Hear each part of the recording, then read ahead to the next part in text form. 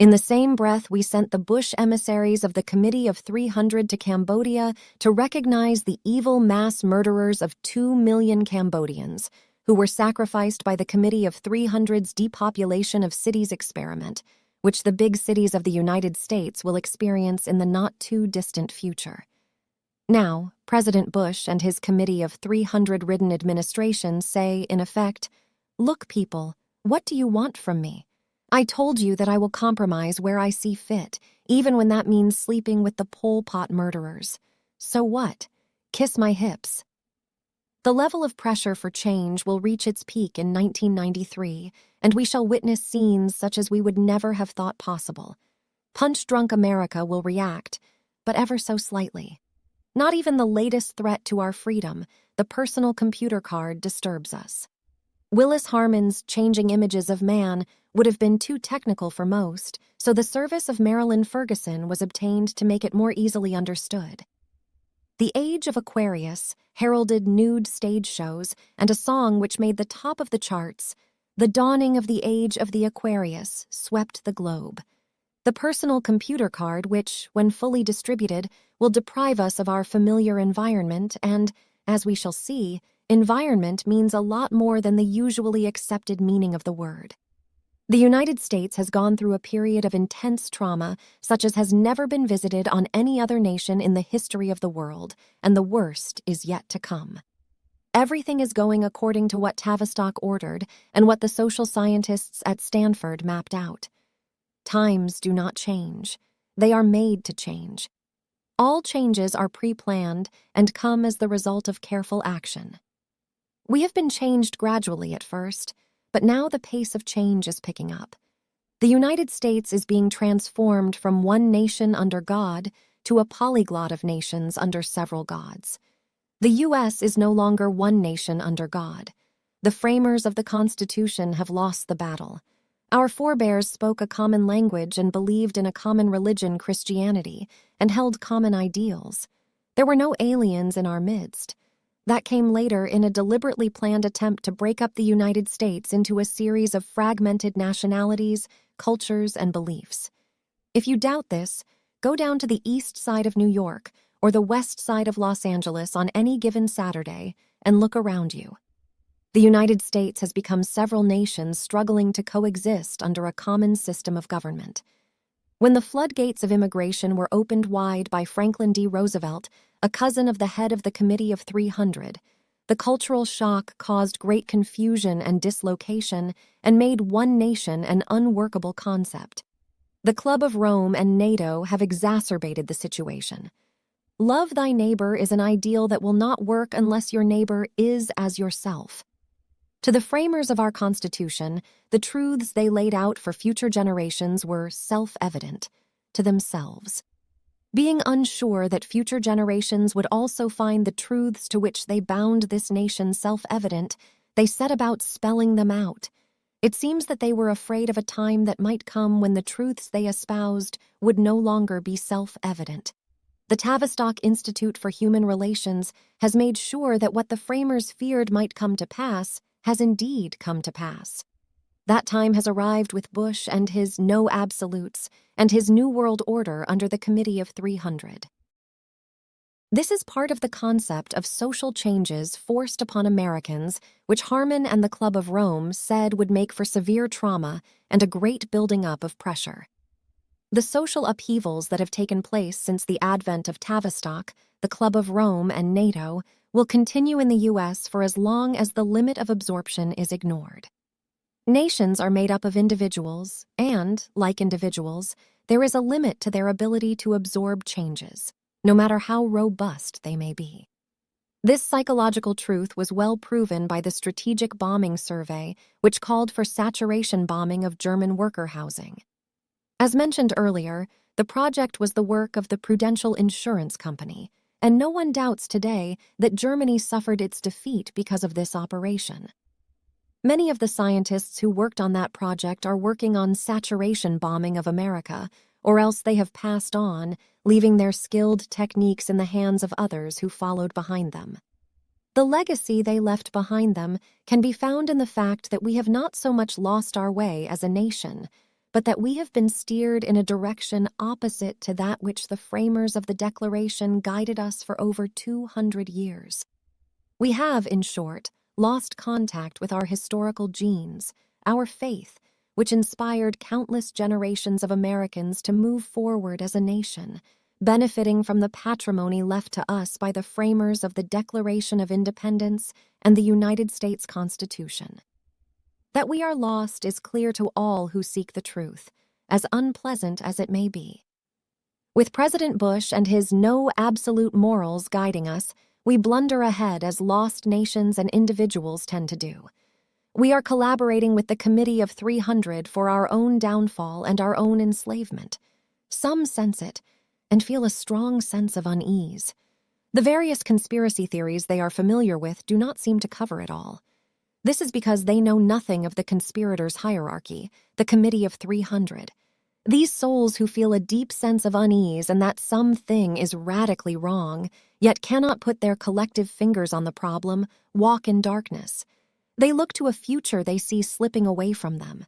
The American dream has become a mirage. They place their faith in religion, but take no steps to help that faith along by action. Americans will never experience a retracing of steps such as the Europeans experienced when at the height of the Dark Ages. By determined actlon, they awoke in themselves a spirit of renewal, which resulted in the glorious Renaissance. The enemy that has directed them to this point decided to make a strong move against the United States in 1980 so that Renaissance of America would be impossible. Who is the enemy? The enemy is no faceless they. The enemy is clearly identifiable as the Committee of 300, the Club of Rome, NATO, and all of its affiliated organizations, the think tanks and research institutions controlled by TAVISTOCK. There is no need to use they or the enemy except as shorthand. We know who they, the enemy, is. The Committee of 300 with its Eastern liberal establishment aristocracy, its banks, insurance companies, giant corporations, foundations, communications networks, presided over by a hierarchy of conspirators. This is the enemy. This is the power that brought to life the reign of terror in Russia, the Bolshevik Revolution, World Wars I and II, Korea, Vietnam, the fall of Rhodesia, South Africa, Nicaragua, and the Philippines. This is the secret upper-level government that brought into existence the controlled disintegration of the U.S. economy and deindustrialized what was once the greatest industrial power, for good, that the world had ever known. America today can be compared with a soldier who falls asleep in the thick of battle. We Americans have fallen asleep, given way to apathy caused by being confronted with a multiplicity of choices which has confused us. These are the changes that alter our environment, break down our resistance to change so that we become dazed, apathetic, and eventually fall asleep in the thick of battle. There is a technical term for this condition. It is called long-range penetration strain. The art of subjecting a very large group of people to continued long-range penetration strain was developed by scientists working out of the Tavistock Institute of Human Relations and their U.S. subsidiaries, Stanford Research and Rand Corporation, and at least another 150 research institutions here in the U.S.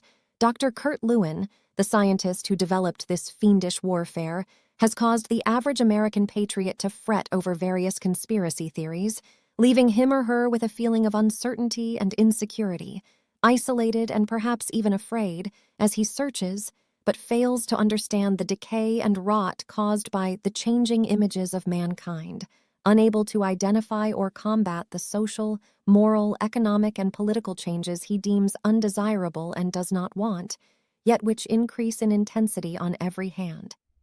Dr. Lewin's name will not be found in any of our establishment history books, which, in any event, are a record of events mostly from the side of the ruling class or the victors of wars. Therefore, it is with pride that I introduce his name to you. As mentioned before, Dr. Lewin organized the Harvard Psychological Clinic and the Institute for Social Research under the auspices of the Tavistock Institute. The names do not give much indication of the purpose of the two organizations. This reminds me of the infamous bill to reform coinage and mint laws passed in 1827. The title of the bill was harmless enough, or sounded harmless, which was the intention of its backers. Through this act, Senator John Sherman betrayed the nation into the hands of the international bankers.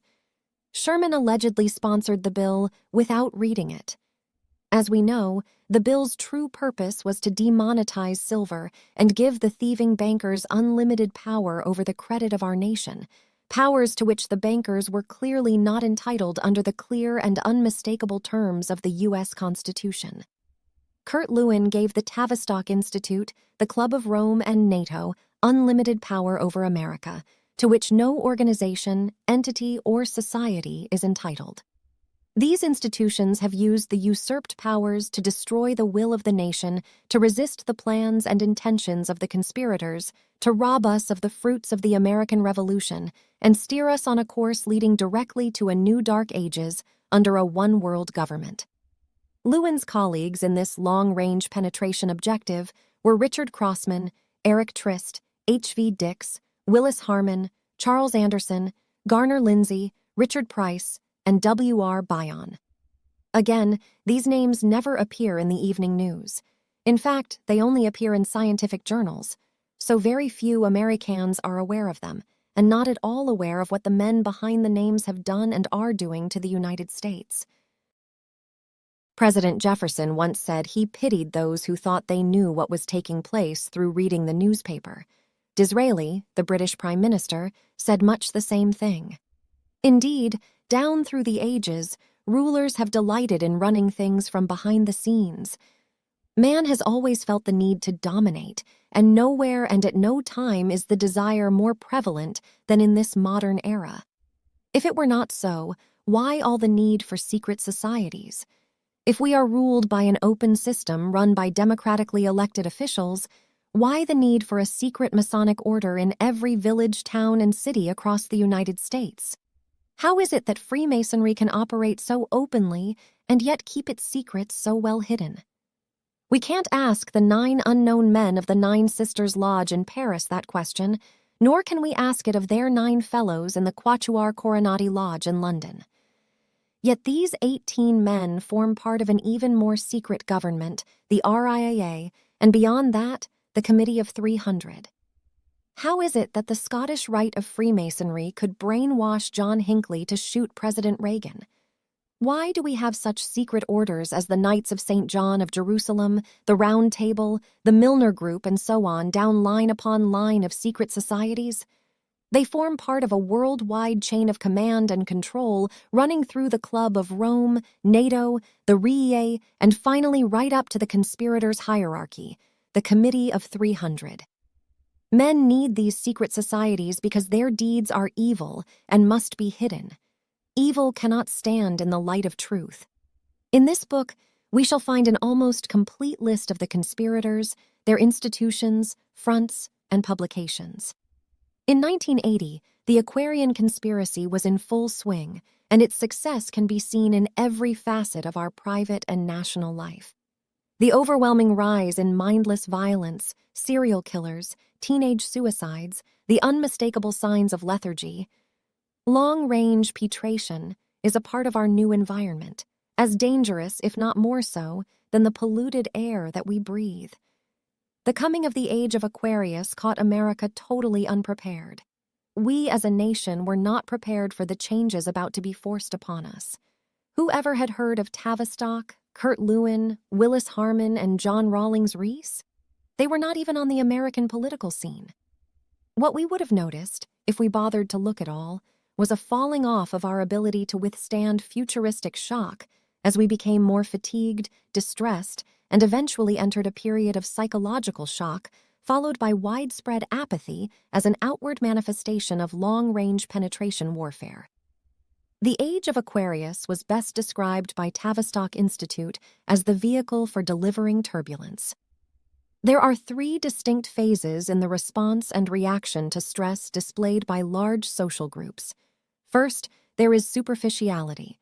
The population under attack will defend itself with slogans. This does not identify the source of the crisis and therefore does nothing to address it. Hence, the crisis will persist. The second is fragmentation. This occurs as the crisis continues and social order breaks down. Then, there is the third phase where the population group goes into self-realization and turns away from the induced crisis, and there follows a maladaptive response accompanied with active synoptic idealism and disassociation. Who can deny that with the huge increase in drug usage, crack making thousands of instant new addicts each day, the shocking rise in the murder of infants each day, aborticide, which by now far exceeds casualties suffered by our armed forces in both World Wars, Korea and Vietnam, the open acceptance of homosexuality and lesbianism whose rights are protected by more and more laws each year, the terrible plague we call AIDS, washing over our towns and cities, total failure of our education system, the stunning increase in the divorce rate, a murder rate that shocks the rest of the world into disbelief, satanic serial killings, the disappearance of thousands of young children snatched off our streets by perverts, a virtual tidal wave of pornography accompanied by permissiveness on our television screens. Who can deny that this nation is in crisis, which we are not addressing and from which we are turning away? Well-meaning people who specialize in these things blame a lot of the problem on education or what passes for it in the United States. Criminals now abound in the age groups 9, 15. Rapists are quite commonly as young as 10. Our social specialists, our teachers' unions, our churches say it is all due to a faulty education system. Witness how test scores keep dropping. The specialists bewail the fact that the United States now ranks around 39th in the level of education in the world. Why do we bemoan what is so obvious? Our educate-lawn system was programmed to self-destruct. That was what Dr. Alexander King was sent here by NATO to arrange. That is what Justice Hugo Black was ordered to arrange. The fact is, the Committee of 300, with the approval of our government, does not want our youth to be properly educated. The education that Freemason Justice Hugo Black, Alexander King, Gunnar Myrdal, and his wife came to give the children of the United States is that crime pays, expediency is what counts. They taught our children that United States law is unequally applied, and that is perfectly in order. Our children were properly educated by a decade of corrupt examples. Ronald Reagan and George Bush were ruled by greed and became totally corrupted by it. Our education system hasn't failed. Under the guidance of King, Black, and the Myrdals, it is actually a great success, but it all depends from whose point of view we look at it. The Committee of 300 is delighted with our education system and will not allow one comma of it to be changed. According to Stanford and Willis Harman, the induced trauma of long-range penetration of which our education is a part has been going on for 45 years. Yet how many are aware of the insidious pressures being applied to our society and the constant exposure to brainwashing that goes on every day? The mysterious gang wars that broke out in New York in the 1950s is an example of how the conspirators can create and stage manage any type of disruptive elements they like. Where those gang wars came from, nobody knew until the 1980s, when researchers uncovered the hidden controllers who directed the so-called social phenomena. Gang wars were carefully planned at Stanford, deliberately designed to shock society and cause ripples of disturbances. By 1958, there were in excess of 200 of these gangs. They were made popular by a musical and a Hollywood movie, West Side Story. After making the news for a decade, suddenly, in 1966, they disappeared off the streets of New York, Los Angeles, New York, New Jersey, Philadelphia, and Chicago. Throughout the near decade of gang violence, the public reacted according to the profiled response Stanford expected. Society as a whole could not comprehend gang warfare, and the public responded in a maladaptive manner. Had there been those wise enough to recognize in gang wars a Stanford experiment in social engineering and brainwashing, the conspirators' plot would have been exposed. Either we did not have trained specialists who could see what was going on, which is highly unlikely, or else they were threatened and remained silent. The cooperation with Stanford by the news media brought to light a new age attack on our environment, just as predicted by the social engineers and new science scientists at TAVISTOCK. In 1989, gang warfare, as a social conditioning to change, was reintroduced to the streets of Los Angeles. Within a few short months of the first incidents, gangs began to proliferate, first in the scores, then in the hundreds on the streets of the east side of Los Angeles. Crack houses and rampant prostitution proliferated. Drug dealers dominated the streets. Anybody who got in their way was gunned down. The outcry in the press was loud and long. Stanford's targeted large population group began defending itself with slogans. This is what Tavistock called the first phase, with the targeted group failing to identify the source of the crisis. The second phase of the gang war crisis was fragmentation. People not living in the areas frequented by gangs said, "Thank God they are not in our neighborhood." This ignored the fact that the crisis continued with or without recognition, and that social order in Los Angeles had begun to break down. As profiled by Tavistock, those groups not affected by gang war broke away to defend themselves because the source of the crisis was not identified, the so-called maladaptation process, the period of disassociation. Apart from the proliferation of drug sales, what is the purpose of gang wars? First, it is to show the targeted group that they are not safe, that is, insecurity is generated. Secondly, it is to show that organized society is helpless in the face of such violence, and thirdly, to bring about a recognition of the fact that our social order is collapsing. The present wave of gang violence will go away just as quickly as it started, once the 3 phases of the Stanford program are completed. An outstanding example of social conditioning to accept change, even when it is recognized as unwelcome change by the large population group in the sites of Stanford Research Institute, was the advent of the Beatles. The Beatles were brought to the United States as part of a social experiment which would subject large population groups to brainwashing of which they were not even aware. When Tavistock brought the Beatles to the United States, nobody could have imagined the cultural disaster that was to follow in their wake. The Beatles were an integral part of the Aquarian conspiracy, a living organism which sprang from the Changing Images of Man, URH 489, 2150 Policy Research Report, number April 4, 74. Policy report prepared by SRI Center for the Study of Social Policy, Director, Professor Willis Harmon. The phenomenon of the Beatles was not a spontaneous rebellion by youth against the old social system. Instead, it was a carefully crafted plot to introduce by a conspiratorial body which could not be identified a highly destructive and divisive element into a large population group targeted for change against its will. New words and new phrases, prepared by Tavistock, were introduced to America along with the Beatles.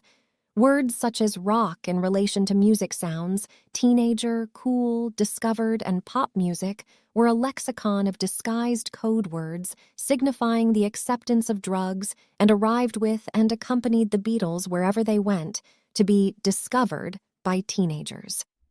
Incidentally, the word teenagers was never used until just before the Beatles arrived on the scene, courtesy of the Tavistock Institute for Human Relations. As in the case of gang wars, nothing could or would have been accomplished without the cooperation of the media, especially the electronic media, and in particular, the scurrilous Ed Sullivan, who had been coached by the conspirators as to the role he was to play. Nobody would have paid much attention to the motley crew from Liverpool and the 12 atonal system of music that was to follow, had it not been for an overabundance of press exposure.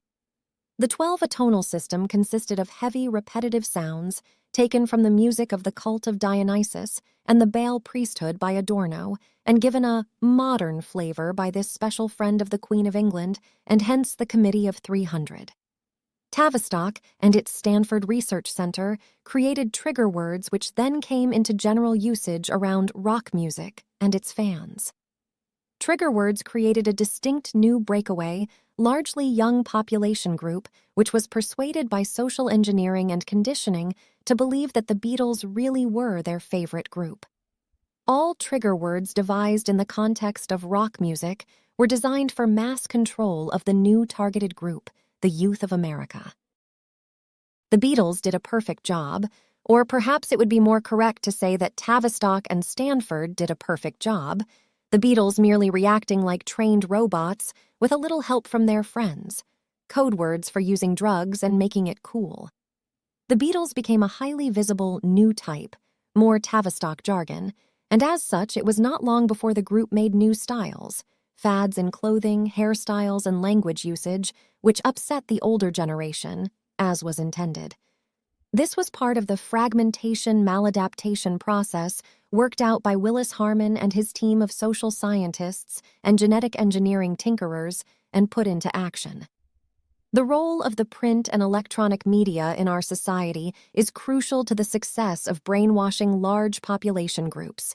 Gang wars ended in Los Angeles in 1966 as the media withdrew its coverage.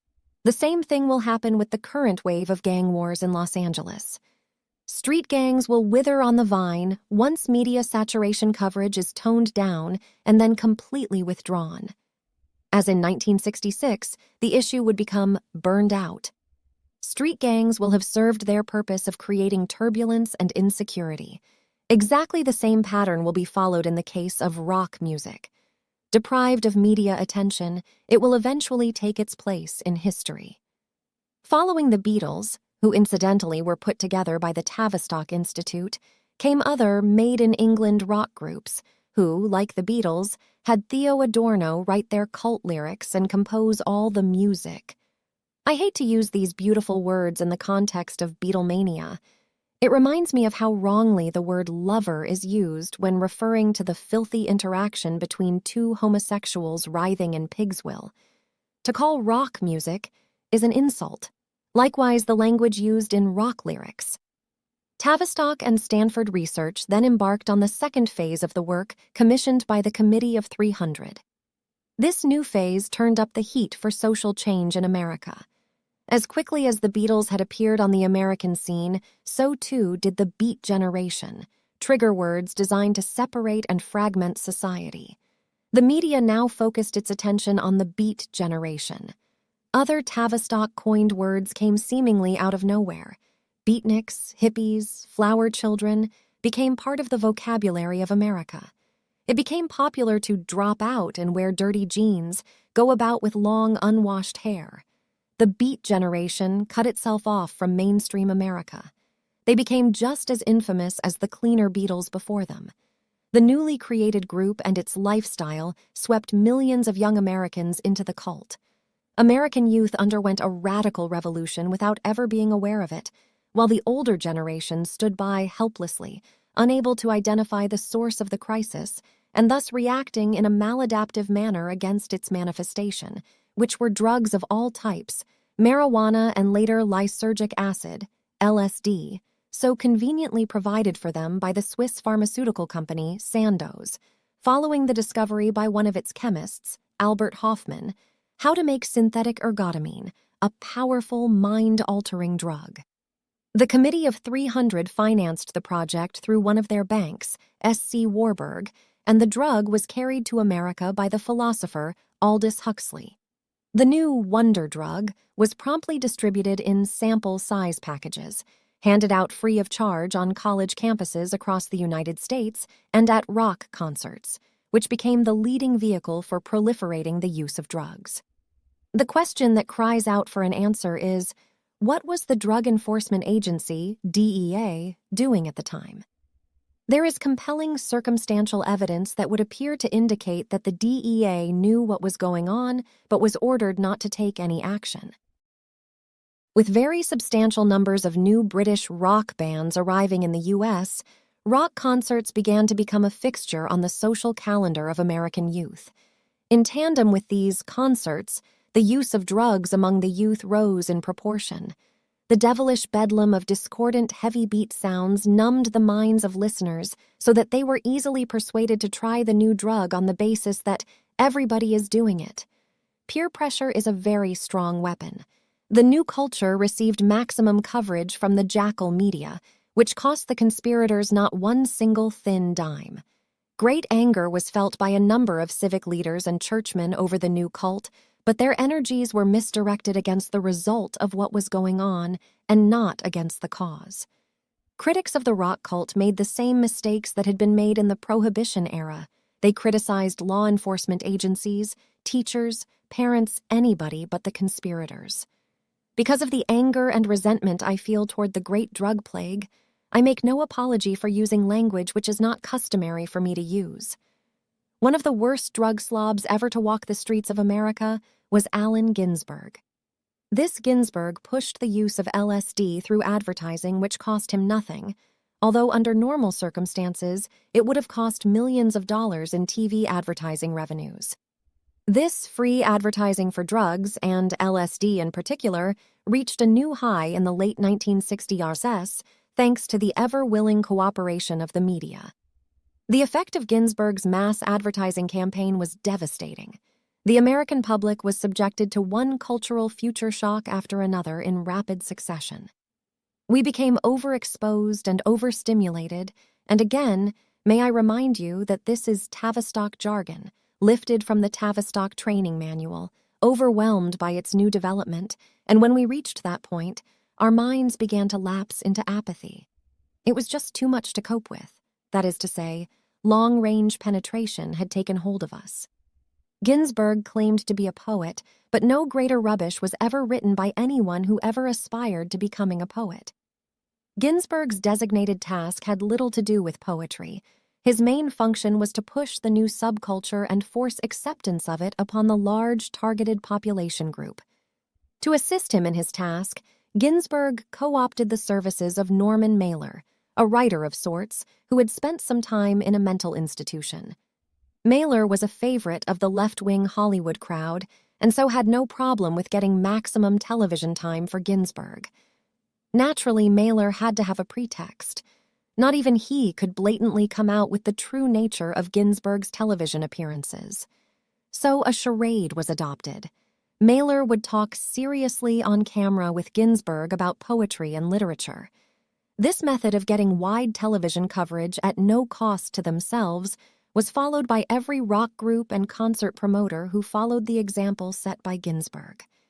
The electronic media moguls had big hearts when it came to giving free time to these dirty, verminous creatures and their even dirtier products and filthy ideas. Their promotion of horrible garbage spoke volumes, and, without abundant help from the print and electronic media, the drug trade could not have spread as rapidly as it did in the late 1960s, early 197 OS, and probably would have been confined to a few small local areas. Ginsberg was able to give several nationally televised performances extolling the virtues of LSD and marijuana under the guise of new ideas and new cultures developing in the art and music world. Not to be outdone by the electronic media, Ginsberg's admirers wrote glowing articles about this colorful man in the art and social columns of all of America's largest newspapers and magazines. There had never been such an across-the-media-board free advertising campaign in the history of newspaper, radio, and television, and it cost the promoters of the Aquarian conspiracy, NATO, and the Club of Rome not one red cent. It was all absolutely free advertising for LSD, only thinly disguised as art and culture. One of Ginsberg's closest friends, Kenny Love, published a 5-page report in the New York Times.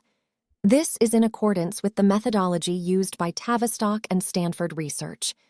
If something is to be promoted, which the public has not yet been fully brainwashed to accept, then have someone write an article covering all sides of the subject matter.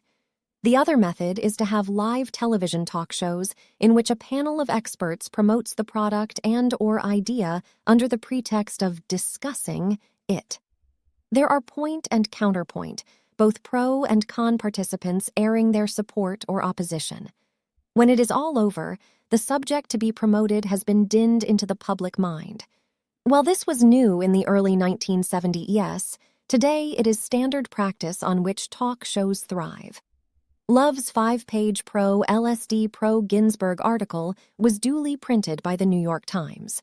Had Ginsberg tried to buy the same amount of space in an advertisement, it would have cost him at least $50,000. But Ginsberg didn't have to worry. Thanks to his friend Kenny Love, Ginsburg got the massive advertising all for free. With newspapers like the New York Times and the Washington Post under the control of the Committee of 300, this kind of free advertising is given to any subject matter, and more especially to those promoting decadent lifestyles, drugs, hedonism, anything that will confuse the American people. After the trial run with Ginsburg and LSD, it became standard Club of Rome practice to call upon major newspapers in America to give free advertising on demand to people and ideas they were promoting. Worse yet, or better yet, depending upon the viewpoint, United Press, UP, picked up Kenny Love's free advertising for Ginsburg and LSD and telexed it to hundreds of newspapers and magazines around the country under the guise of a news story. Even such highly respectable establishment magazines as Harper's Bazaar and Time made Mr. Ginsburg respectable. If a nationwide campaign of this magnitude were presented to Ginsburg and the promoters of LSD by an advertising agency, the price tag would have run into at least $1 million in terms of $1970. Today, the price tag would be nothing less than $15, $16 million. It is no wonder that I refer to the news media as jackals.